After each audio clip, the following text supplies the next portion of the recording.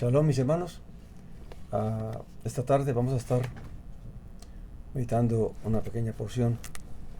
Continuamos en el libro de Lucas, en la narración acerca de el nacimiento de Johanán, o Juan el Inmersor, o Juan el Bautista. Y a través de esta porción vamos a estar meditando en cuán atento ha estado Elohim a su creación. Vamos a poder meditar y poder ver que Elohim, su corazón, sus ojos, siempre han estado atentos a nuestra vida, a nuestra existencia, y siempre ha estado dispuesto e interesado para llevar a cabo su salvación y su redención. Amén. Y a través de esta historia y de varias historias que vamos a estar recordando, vamos a poder ver cómo Él realmente es el que genera, el que da vida a la vida espiritual, a la guianza del hombre hacia la vida espiritual. Dice, leyendo el libro de Lucas, la historia, o lo que narró Lucas, ¿verdad? De lo que le fue contado, de lo que él averiguó acerca de cómo este Malach vino, este ángel vino al sacerdote Zacarías, al Cohen Zacarías, y cómo le anunció, aún siendo estéril él y su esposa, de que tendrían un hijo. Amén. Y dice acerca de Juan, o de Johanán, el hijo que iba a nacer de Zacarías, y de su esposa, dice: y tendrás gozo y alegría, y muchos se regocijarán por su nacimiento, porque será grande delante del Señor. No beberá vino ni licor, y será lleno del Espíritu Santo, aún desde el vientre de su madre. Convertirá a muchos de los hijos de Israel al Señor Elohim de ellos, o al Señor Dios de ellos, e irá delante de él, delante del Señor, claramente haciendo referencia al Mesías que iba a venir. Dice: e irá delante de él con el Espíritu, con el Ruach y el poder de Elías, para hacer volver los corazones de los padres a los hijos y los rebeldes a la prudencia de los justos, a preparar para el Señor un pueblo bien dispuesto. Amén. Y allí sigue la conversación, la narración del diálogo de el Cohen Zacarías, o del sacerdote Zacarías, con el Malach, con el ángel con el mensajero que vino a hablarle. Amén. ¿Qué es lo que el Señor me permitía meditar sobre esto? Vamos a tratar de entender lo que está pasando en ese momento. El pueblo judío ha vuelto de Babilonia, están en el diario vivir, tanto en las cosas del templo, en el servicio del templo, en los sacrificios y en todo lo que los sacerdotes, los Kohanim, tenían que hacer. Y el pueblo también está en sus actividades, está gobernando un extranjero, Herodes, que es idumeo, ¿verdad? No es judío, o se hizo judío pero de conversión, pero no era judío de nacimiento. Amén. Entonces, teniendo este panorama, podemos ver cómo Elohim irrumpe en el tiempo, como dice Saulo de Tarso, dice, llegado el cumplimiento de los tiempos, ¿verdad? Elohim, el Padre, hace esta irrupción en la vida cotidiana del pueblo judío, de Israel, y entonces despierta el espíritu del cumplimiento de la profecía, el espíritu que habrá de iniciar la etapa que ha sido profetizada acerca de la salvación y de la redención de Israel. Pero esto tomó por sorpresa a todos los judíos. Amén. Aunque había la profecía y aunque se estaba en lo religioso, claramente los judíos y de alguna manera habían perdido la expectativa de lo que era la actividad divina para con ellos, amén. Tal vez viendo que el mismo Herodes los gobernaba y todas las cosas que les habían sucedido, pero lo que vemos es que lo que la Escritura nos revela y que vamos a mirar es que Elohim, el Dios y Padre de nuestro Señor Nazaret, y Elohim y Padre nuestro, es el que ha estado atento a nuestra existencia. Él fue el que nos creó y Él no nos ha abandonado. Vemos cómo después que crea a Adán, el mundo se desordena, el mundo entra en un caos, en una degradación, a tal punto que cuando ya pareciera que todo está arruinado, entonces viene la voz de Elohim, viene la voz divina a Noé, un hombre que, según el testimonio de la Escritura, pues de alguna manera, comparado con toda su generación, pues temía a Elohim y buscaba agradarle, y por eso halló gracia delante de él. Pero vemos cómo Elohim interviene en un momento en que pareciera que ya todo está olvidado, que ya todo se acabó. Él no se ha olvidado de su creación, Él no se ha creado, no se ha olvidado del plan y su propósito que tiene para con el hombre, para con su creación. Amén. Entonces, esa es la meditación de esta noche. Ver cómo realmente lo que la Escritura nos narra es el amor del Padre hacia su creación, que es lo que dice el libro de Yohanan, de Juan, el Evangelio de Juan, cuando habla de que tanto amó Elohim al mundo, que al mundo, no a su creación, porque una cosa es la creación de Elohim, otra cosa es el mundo que el hombre creó, que el hombre fundó, ¿amén?, con todos sus pensamientos y deseos. Pero lo que nos revela la Escritura es que en realidad Elohim nos ha amado, y nos ha amado se revela en el hecho de que como él ha estado dirigiendo las cosas en sus tiempos, amén, y conforme a su propósito y a su plan.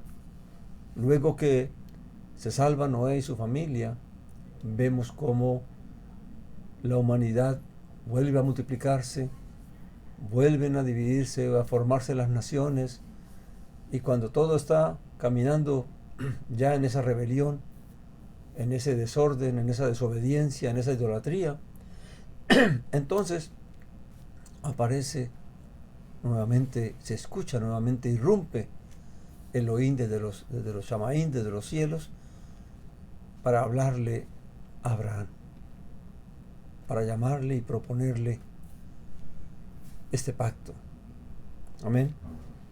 Y vemos cómo a partir de Abraham se genera este plan para la redención humana, y cómo a través de la descendencia de Abraham entonces Elohim viene hilando y trabajando con la descendencia de Abraham para que su plan, su propósito y su salvación pueda llegar a todos los pueblos, tribus, lenguas y naciones, incluyendo al mismo Israel. Entonces, claramente ahora vemos que ya Israel no cumplió su propósito. 10 tribus de Israel fueron esparcidas por las naciones, no volvieron a Israel, no recuperaron su identidad israelita, y solamente quedó el reino de Judá, la tribu de Judá, que también tuvo que ser echado de su tierra y ser castigado por 70 años para volver. Y entonces ahora, cuando están en su vivir, porque y nos pasa igual que nosotros ahora, ¿qué es lo que nos quiere decir la Escritura con todo esto?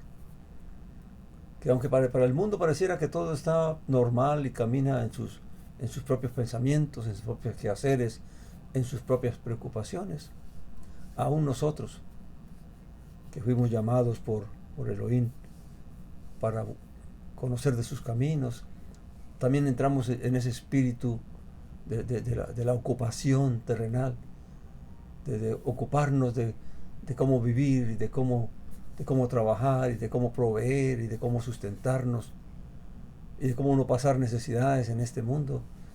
Y poco a poco la fe va menguando y la fe va menguando hasta que claramente Elohim, que es el que lleva los hilos de esta salvación, que es el que ha diseñado este plan, que es el que conoce los tiempos y las razones para lo que Él quiere hacer, entonces claramente tendrá que volver a irrumpir en los cielos para regenerar nuevamente, para reiniciar este plan que Él ha comenzado. Una de las cosas que vemos en el libro de Lucas es primeramente, y es el título de esta tal vez de esta meditación, es los nacidos por la voluntad humana. En el plan divino de la salvación hay un puñado de hombres que nacieron expresamente por la voluntad humana, que no debieron haber nacido, pero que nacieron por la voluntad humana para llevar a cabo su propósito. Amén. Y vemos el caso de Yitzhak, amén, que nació siendo Sara estéril, ¿verdad? Los mismos hijos de Yitzhak, de Jacob y Esab o Saúl, y como Esaú, perdón, y como también siendo estéril Rebeca porque no concebía, ora Yitzhak o Isaac, y nacen estos dos varones, de los cuales pues uno toma el camino de acercarse, de caminar con Elohim, y el otro pues se aparta, llevado por los deseos y pasiones de la carne. Amén. Que es mucho de lo que sucede con todos los que nacemos por el Espíritu, ¿verdad? O que nacemos que se nos concede de ser de arriba. Unos realmente buscamos caminar con Elohim, otros tristemente se dejan dominar por las pasiones de la carne y terminan siendo seducidos por la vanidad de este mundo y apartándose realmente de la salvación y del llamamiento que nos han concedido.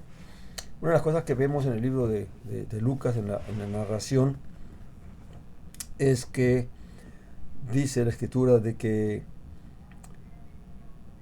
Él irá delante, dice el versículo 17, el capítulo 1 del Evangelio de Lucas, dice, e irá delante de Él, o sea, del Mesías, que ya claramente iba a ser anunciado también, con el espíritu y el poder de Elías.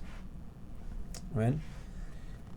Y cuando uno ve el último libro de lo que es el primer pacto, o como algunos llaman el Antiguo Testamento, que es el libro de Malaquías, el rollo de Malaquías, o la profecía del profeta Malaquías, termina precisamente con esa promesa. Dice el capítulo 4, versículos 5 y 6, que ya termina el libro, dice, acordaos de la ley de Moisés mi siervo, que le prescribí en Horeb a todo Israel. El 5 dice, he aquí, yo os envío al profeta Elías antes que venga el día de Yahvé grande y terrible. Él hará volver el corazón de los padres a los hijos y el corazón de los hijos a los padres, no sea que yo venga y tenga que consagrar la tierra al exterminio, a la destrucción, ¿verdad? Y ese libro, ese último libro de los libros de los rollos del primer pacto, de la profecía, terminan allí con esa promesa de que el Señor mandaría al profeta Elías. Y vemos que en la revelación del Evangelio, en el reiniciar del plan espiritual de Elohim, del Padre para con el pueblo judío, para con Israel y para con las naciones, entonces comienza dándole vida a un hombre que tampoco debía haber nacido, porque, como nos dice el relato, su padre Zacarías y su madre eran estériles, y además ya estaban viejos. Es muy parecido a la historia de Abraham y la historia de Sara, ¿verdad? Porque Dios se glorifica en las cosas imposibles. Amén. Y Él es el que da vida al que quiere dar vida. Amén. Al que está muerto le puede dar vida. Amén. Por eso es que en Él tenemos la esperanza de la vida y de la salvación. Y dice que entonces que Él vendrá con el espíritu y el poder de Elías. Claramente nuestro Señor Yeshua Mesías enseñó que si alguno quería recibirlo, Juan, el Johanán, el inmersor o el bautista, era el Elías que había de venir. Quiere decir que a veces la profecía no es como tal vez literalmente se está diciendo, sino que lo que el Señor había dicho era de que claramente levantaría a Elías, en el sentido de que levantaría a un hombre con el espíritu de Elías. ¿Qué significa eso? Que claramente Johanán el Bautista, Juan el Bautista, había nacido desde el vientre de su madre con ese espíritu de consagración. Y cuando una persona nace con el espíritu de consagración, no hay necesidad de que lo estén obligando a hacer las cosas, sino que su corazón arde, tiene ese fervor, tiene ese fuego por hacer la voluntad del Padre, que es una característica de los nacidos de arriba, de los que Elohim conoce. Primeramente, que Elohim los conoce, que el Padre conoce a aquellos que habrán de heredar la vida. ¿Por qué? Porque claramente Él conoce el espíritu de ellos. Amén. Y aunque sabemos que dentro de la salvación, del evangelio que se profesa, muchos nacerán, muchos verán el reino, como dijo nuestro Señor Jesús Mesías, pero no alcanzarán, no nacerán del espíritu y del agua para poder entrar. Por eso es que dice: muchos serán llamados, pero pocos los escogidos. Los llamados son todos los que se les concede ver el reino. Nacieron de arriba, se les concedió ver el reino, pero a la hora de la consagración, de la obediencia al espíritu de santidad, no obedecieron. La carne les pudo, el mundo los sedujo, y por lo tanto entonces se quedaron solamente viendo el reino, pero no pudieron entrar, porque una de las características, de las cualidades de los que participarán del reino, es simplemente que el Señor los conoce. Amén. Y que claramente tienen ese espíritu. Nosotros, los creyentes, en este caso Johanán, se le compara o se le cita el hecho de que tendrá ese fervor del profeta Elías, esa consagración, ese celo de Elías por el servicio al Eterno, por el servicio a Yahweh. Amén. Y cómo en su servicio pues hizo todo lo que hizo. Cerró los cielos, mató a 400 profetas de Baal, ¿verdad? Y al final, pues siendo humano, pues huyó por temor. Pero en el caso de Johanán, claramente tenía también ese fervor, esa consagración, ese amor por hacer la voluntad de Elohim, a tal punto que también se negó a familia, se negó a las cosas de la vida y del mundo, y se consagró a lo que Elohim lo llamó a hacer. Porque una de las cosas que vemos en los que nacen realmente, que Elohim nos conceden hacer y les conceden hacer, es que tienen ese el Padre puede llegar a formar el espíritu del Mesías en esos creyentes, en aquellos que realmente han nacido de arriba, no solamente para ver el reino, sino que también han desarrollado ese espíritu, y el espíritu del Mesías se ha venido también formando en ellos, de tal manera que su mirada está puesta solamente es en la consagración, en la obediencia, en agradar al Padre, en buscar lo que es de arriba y no lo que es de abajo. Por eso es triste cuando uno ve la enseñanza hoy en día del Evangelio, cuando se invita a los creyentes a pensar en las cosas materiales y terrenales, cuando realmente la exhortación es a poner la mirada arriba donde está nuestro Señor y no en las cosas terrenales. El que realmente se le ha concedido nacer de arriba y que Elohim lo conoce, que nuestro Padre lo conoce, claramente tiene ese espíritu de consagración, ese espíritu y ese anhelo de servir, de hacer la voluntad del Padre y de agradarle, porque la misma Escritura da testimonio que fuimos creados en Yeshua el Mesías para buenas obras. O sea, el Padre nos creó para eso. Y el espíritu de todo creyente que realmente, en el que se está formando el espíritu del Mesías, solo piensa en eso, en cómo hacer las obras del Padre, en cómo llevar fruto, en cómo fructificar en el espíritu. Sí, hay que trabajar, vivimos en un mundo donde hay que pagar renta, hay que comer, hay que vestir, pero el Señor es el que nos da la sabiduría, el Señor es el que nos da la inteligencia, y el Señor es el que nos da el contentamiento. Y nosotros tenemos la confianza de que si hacemos la voluntad del Padre y si nos esforzamos en la voluntad del Padre, Él nos ayudará en las cosas necesarias de este mundo.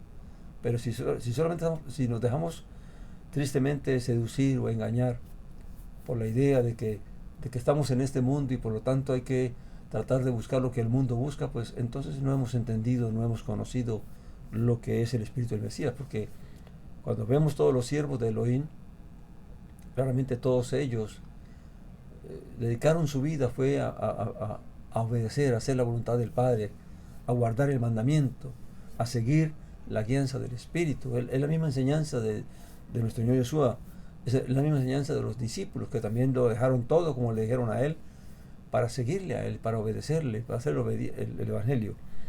Y otra cosa que vemos en este plan divino de la redención, porque los ojos de Elohim están puestos sobre esta creación. ¿De cuál creación? No del mundo, sino de la creación que Él creó y que Él está creando. Porque cada vez que un creyente cree, pues dice que nace de nuevo, o nace de arriba, dice, y es nueva criatura. Así que todos nosotros los que hemos creído y los que creeremos y los que guardemos la fe, claramente somos una nueva creación. Es esa creación la que el Padre ha amado, la que el Padre está ayudando, la que el Padre está cuidando y la que el Padre está guiando a través de la fe en Jesús el Mesías y a través de la guianza del Espíritu Santo y de la revelación de las Escrituras. Fíjense que el mundo pareciera que la fe, y Jesús lo dijo, que la fe iba a menguar con los tiempos. ¿Amén? Y el mundo, pues tristemente, la misma fe está siendo probada, está siendo presionada. Amén. Muchos están siendo desviados, pero los ojos del Padre están sobre esta creación. Y si nosotros realmente permanecemos en la fe y buscamos cada día vivir por ese espíritu que Él nos dio, porque tenemos el espíritu del Hijo, tenemos el espíritu de Dios, que es el que nos da la fuerza, del que podemos aferrarnos para ir por este proceso de ser capaces de aborrecer este mundo, de no dejarnos absorber del mundo, de no dejarnos manipular, de no dejarnos presionar por este mundo. Amén. Que buscan decir, no, es que los creyentes tienen una mentalidad de pobre, que el mundo piense lo que quiera. Lo único que importa es que este gozo que usted y yo tenemos, hermanos, si usted lo tiene, es el gozo de la comunión con nuestro Padre, es el gozo de la salvación, es el gozo del Espíritu, es el gozo de la esperanza de que esta palabra es verdad y que vendrá un día en que veremos lo que es verdadero. Amén. Y tanto es así que los ojos del Padre están sobre su creación, que aunque pareciera que las cosas se están deteriorando, recuerde siempre lo que pasó con la primera generación, cuando llamaron a Noé, y luego cuando claramente a través de los profetas Elohim despertaba ese espíritu en los profetas para llamar a Israel al arrepentimiento. Lo mismo llamó a Juan, levantó a Juan el Bautista, a Johanán, para a través de él despertar el celo de Israel, de los hijos de Israel, a la comunión con el Padre, al arrepentimiento, que es lo que hizo Johanán, a prepararle el camino para el Señor. Es lo que nosotros estamos haciendo, es lo que buscamos hacer a través de esta exhortación, de despertar a nuestros hermanos, de ayudarnos, de exhortarnos a perseverar en el amor y en las buenas obras, a poner nuestra mirada arriba, donde está nuestro Señor esperándonos, y no en las cosas de este mundo que son pasajeras y que van pasando, mis hermanos. Y también recordar que, aunque pareciera que todo está como declinando, hay una promesa, hay una profecía de que el Señor, cuando llegue el tiempo indicado, levantará a sus 2 testigos para despertar, para avivar otra vez el espíritu de los creyentes, de los que en aquel tiempo estarán a la expectativa. Amén.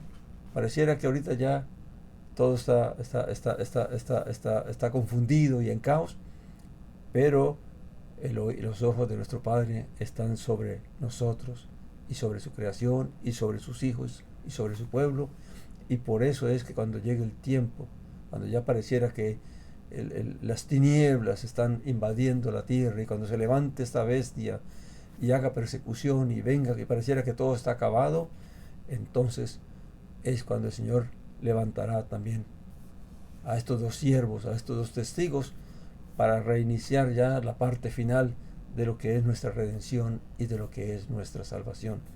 Mis hermanos, que el Señor nos ayude, que nos llene de su Espíritu, que nos conceda poder fructificar en el Espíritu y poder llenarnos del Espíritu y de la fuerza y del poder del Espíritu para vivir en esta consagración y consagrarnos cada día más y no dejarnos seducir, ni importarnos lo que el mundo piense de la fe o de los creyentes o de los que decidimos vivir conforme al Espíritu. Amén. Solo la fe es probada, mis hermanos, pero si confiamos en el Eterno, si confiamos en su palabra, veremos la gloria del Eterno, veremos su fidelidad, veremos su amor, veremos su provisión, porque Él nos lo concedió. Pidámosle sabiduría y pidámosle inteligencia, porque la sabiduría es el conocimiento, pero la inteligencia es el obrar, el poner por obra lo que conocemos y entendemos. Que el Señor nos ayude y nos guíe cada día más, y que esta palabra sirva para exhortar nuestra fe, el espíritu, ese fervor, esa consagración a Él, a darle gracias por su Hijo amado, por aquel que vive y reina a su diestra, a darle gracias por la unción y el poder del Espíritu Santo, y a darle gracias por su palabra. Y que nos dé, que ponga en nosotros el querer como el hacer, porque es Él el que lo pone. Y como dice la Escritura, el mundo no puede entenderlo, porque esto es obra de Elohim. La vida viene de arriba, la fe, el espíritu viene de arriba, las fuerzas vienen de arriba. Amén. Así que no es nada, no depende del hombre ni de nada de esta tierra. Que la paz, el gozo y la bendición de nuestro Padre y de nuestro Señor Jesús sea con todos nosotros. Amén, mis hermanos.